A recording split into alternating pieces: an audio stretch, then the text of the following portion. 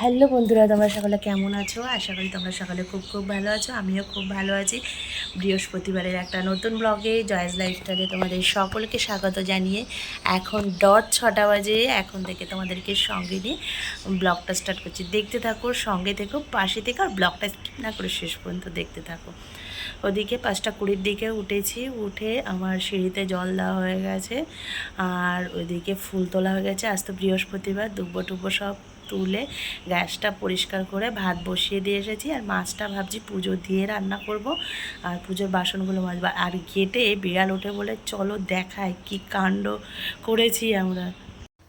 বিড়ালটা এত জ্বালাতন করে, ওই দেখো একটা বড় আমাদের কোমর পর্যন্ত বড়দের কাঠের প্লাই আর একটা প্লাস্টিকের প্লাই। আগে ওই প্লাস্টিকের প্লাইটা দেওয়া থাকতো, যেটা হলো ওই 2 বিঘের মতো, কিন্তু বিড়ালগুলো এত জ্বালাতো। 4টে বাচ্চা আর মাটা, তো বাচ্চাগুলো ঢুকে যেত, কি বলবো, যখন ফাঁকা থাকতো।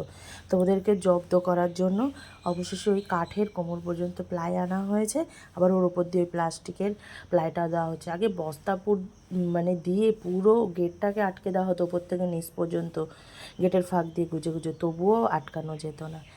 তো ওই জন্য ওদেরকে অবশেষে জব্দ করার পরিকল্পনাটা আজকে আমরা করেই ফেললাম। আর এদিকে দেখো, সকালবেলা উঠে আজকে ভাবা হয়েছে চিংড়ি মাছের মালাইকারি করা হবে। চিংড়ি মাছগুলো গলদা চিংড়ি নয়, কিন্তু বাগদা চিংড়ি যেটা বলে, বড় বড়। তো ভাজলে তো মাছ একটু ছোটোই হয়ে যায়, যেই ভেজেছি সেই মাছগুলো একদম গুটিয়ে কেমন ছোটো মতো হয়ে এসছে। তো ওই 250 মতো মাছ। আমার আর ছেলের খেলে কিন্তু অ্যালার্জি হয়, ওরও সমস্যা হয় না। ওর অ্যালার্জি হয় বলতে ওর মাছ খেলে এমনিই বমি আসে। অন্য মাছ তাও একটু হয়তো একবার খেলো এক টুকরো, কিন্তু চিংড়ি মাছটা চো খেতে চায় না, বমি হয়। আর ওইদিকে গাছ থেকে মঙ্গলবারে একটা নারকেল পড়েছিল, তো বর্মশাই বলল নারকেল যখন পড়েছে একটু চিংড়ি মাছের মালাইকারি করে ফেলো। যেমন ভাবা তেমন কাজ, মালাইকারি অবশেষে করে ফেললাম। আর 3টে পমপ্লেট মাছ এনেছিল, ছেলে তো অন্য কোনো মাছ খেতে চায় না, ওই জন্য 3জনের জন্য 3টে মাছ এনেছিল, পমপ্লেট মাছের ঝাল করে ফেলেছি। আর আজকে একটু শরীরটা ভালো লাগছিল বলে 5:20 দিকে উঠেছিলাম। উঠে রান্নাবান্না তো ঝোলে ঝালে অল্প একটু মানে যাই হোক, তরকারি কষতে টাইম লাগে, তাড়াতাড়ি হয়ে যায়, ওই জন্য রান্নাবান্নাও হয়ে গেছে ওইদিকে। আর এখন বাজে কিন্তু 7টা, যথারীতি আমার প্রিয় রাধা গোবিন্দকে আমি সেবা দিতে চলে এসেছি। ওনাদেরকে সেবা দিতে গেলে যে আমার কী আনন্দ হয় কি বলবো। সকালবেলা উঠে ওনাদেরকে সেবা দিলে আমার মনে হয় যেন পুরো অর্ধেক আমার সংসারের কাজ কমপ্লিট হয়ে গেছে।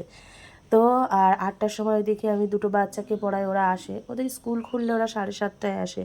কিন্তু আবার সরকার ঘোষণা করেছে মর্নিং স্কুল করাতে টিচারদের। এবার সব স্কুলের টিচাররা যে যেভাবে ডিসাইড করবে 7টায় করাবে কি 8টায় করাবে, সেইভাবেই ওদেরকে মর্নিং ক্লাস আর কি স্কুল থেকে করাবে। মর্নিং ক্লাস করালে আমার আবার চিন্তা, সেই বিকেলে পড়াতে হবে ওদেরকে। এখন না 8টায় পড়াতে পারছি, 7:30টায় পড়ে ওরা, কিন্তু আমার শরীরটা খারাপ বলে ওদেরকে বলেছি 8টায় আসতে।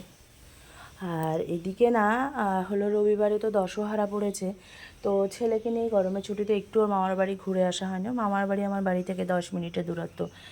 তো এখন তো আবার অনলাইনে ক্লাস হচ্ছে 1 সপ্তাহ, তারপরে তো র্যান্ডাম স্কুল অফলাইন শুরু হয়ে যাবে নেক্সট উইক থেকে। তো ভাবছি ছেলেকে শনি রবিবার ছুটি থাকে, একটু ঘুরিয়ে নিয়ে আসবো। ছুটি থাকে বলতে রবিবার আবার ক্লাস থাকে। তো বরমশাই বললো শনি রবিবার যেতে হবে না, শুক্রবারে আমি তোমাদেরকে দিয়ে আসবো। তো ঠিক আছে, যেমন বললো তেমনই চলতে হবে। তো আর রবিবারে বাড়ি থাকবো না বলে বাড়ি আসবো রবিবারে, হয়তো বিকেলের একটু আগে। তো ভাবছি আজকে বৃহস্পতিবার আছে, দুধ কলাটা দিয়ে নিই। আর আমাদের না বাড়ির এক জায়গায় একটু মা মনসার মানে নাম করে সেখানে আমরা পুজো দিই, সেখানেই আমি দুধ কলা দিই। তো আমাকে বাইরে আর যেতে হয় না, মা যখন আমাদের বাড়িতে থাকেনি। তো বরমশাই সকালবেলা যাই হোক কম্পিউটার সেন্টারে যাওয়ার আগে বললাম একটু দুধ জোগাড় করে এনে দাও। যাই হোক কোথা থেকে ঠাকুরের ক্যানটা দিয়ে দিয়েছি আমার নিরামিষের, সেই দুধটা এনে দিয়েছে। যাই হোক ভেবেছিল পরে এনে দেবে, বললো তোমার পরে এনে দিলে অসুবিধা হবে। আমি বললাম না। তো তাড়াতাড়ি যখন এনেই দিয়েছে আমি তাড়াতাড়ি সেবা দিয়ে নিতে পারবো, আর যেহেতু আমার 8টায় পড়ানো, অসুবিধা হবে না। কথায় বলে না যে রাধে সে চুল বাঁধে, মেয়েরা সব করতে পারে।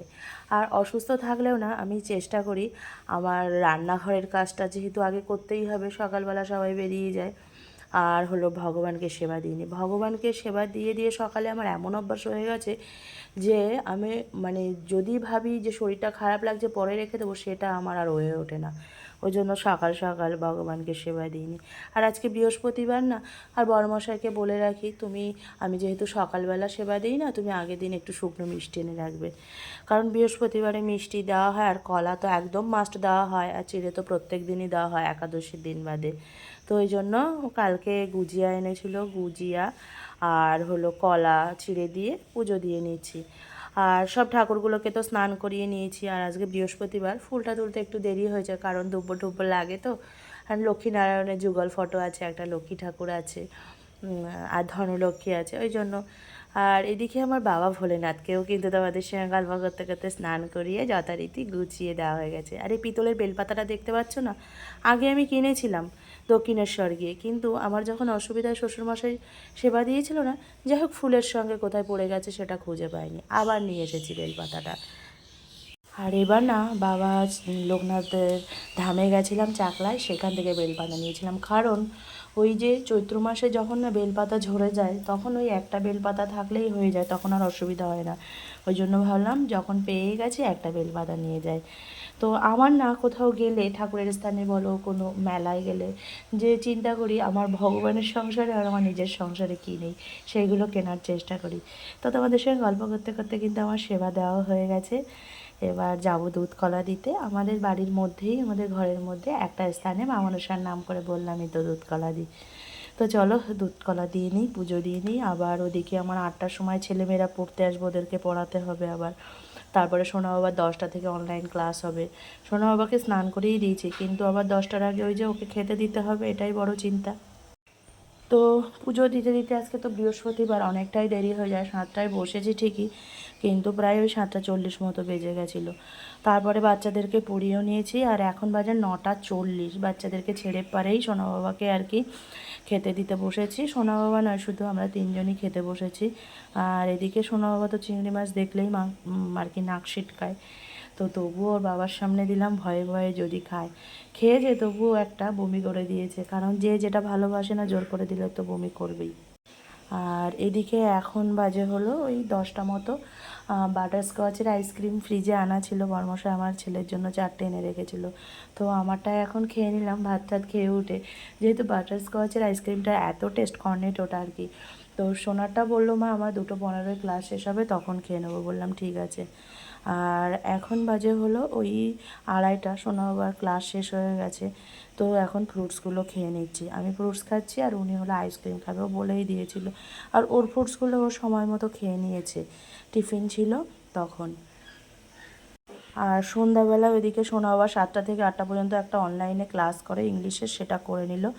আর ওদিকে ক্লাস করছে, এখন 7:45 মতো বাজে। আমি চলে এসেছি হলো চাউমিন করতে, ভাবছি ও ক্লাস করা কমপ্লিট করবে আর চাউমিনটা দিয়ে নেবো। তো চলো আজকে হলো চাউমিনটা করে নিই বন্ধুরা। আর হলো এই চাউমিনটা না নতুন প্যাকেট এনেছে, এত ভালো ঝরঝরে হচ্ছে, পুরো সুন্দর। অনেক সময় অন্য চাউমিনগুলো জোড়া লেগে যায়, এটা কোনো অসুবিধা হচ্ছে না। তোমার চাউমিনটা রেডি হয়ে গেছে। তো চলো বন্ধুরা, আজকের ব্লগটা এই পর্যন্ত। আমার ব্লগটি ভালো লাগলে তোমরা সকলে লাইক কমেন্ট শেয়ার সাবস্ক্রাইব করে দিও। টাটা বন্ধুরা, তোমরা সকলে খুব ভালো থেকো ও সুস্থ থেকো। আবার দেখা হচ্ছে নেক্সট কোনো নিউ ব্লগে। আর আমরা চটপট করে চাউমিনটা খেয়ে নিই, আমি চাউমিন। আর ছেলে তো টেস্ট করে বললো, মা আজকে কিন্তু আগের দিনের থেকে খুব টেস্ট হয়েছে। ওদের ভালো তো আমারও ভালো না।